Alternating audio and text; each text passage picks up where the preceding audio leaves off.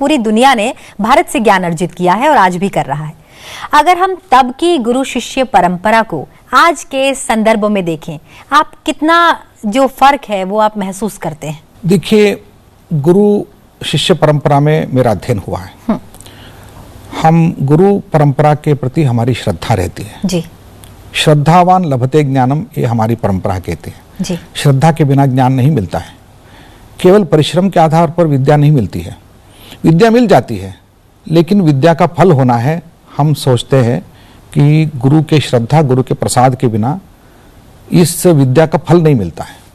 इस दृष्टि से हम आज के परिप्रेक्ष्य में यदि देखेंगे तो हम धीरे धीरे हमारे संस्थाओं में हम एक टीचर बन गए हैं और एडमिटेड स्टूडेंट्स को हम पढ़ाते हैं, क्लासरूम परिवेश में रहते हैं, उससे बाहर नहीं आ रहे। संबंध जो है वो औपाधिक बन गया है, क्लासरूम तक सीमित रहा है। संबंध क्लासरूम से बाहर भी होता है।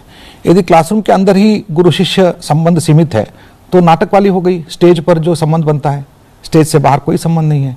ऐसा नहीं होना चाहिए। ये ह्यूमन रिलेशन है। गुरु का लक्षण में दो बातें बहुत महत्वपूर्ण है। अधिगत तत्व शिष्य हिताय उद्यत सततम, जो डिसिप्लिन का ज्ञान रखता ही है, साथ ही शिष्य के लिए एक हमेशा हित करने के लिए तैयार होता है, सोचता है। ये भाव है। पहला ज्ञान है, दूसरा भाव है।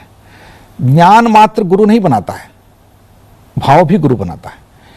इसलिए आज यदि हम केवल ज्ञानी को, टीचर को एक गुरु बनाएंगे, उससे, क्योंकि इंटेलिजेंस मशीन भी टीचर को रिप्लेस कर सकता है, लेकिन इंटेलिजेंट मशीन गुरु को रिप्लेस नहीं कर सकता है। क्या बात है। तो इसलिए आज के एआई के दुनिया में हम यदि गुरु भाव लेके आएंगे तभी हम टीचर को रिप्लेसमेंट नहीं कर पाएंगे। नहीं तो सारे टीचर्स रिप्लेस हो जाएंगे, एक दिन यहां कोई नहीं रहेगा।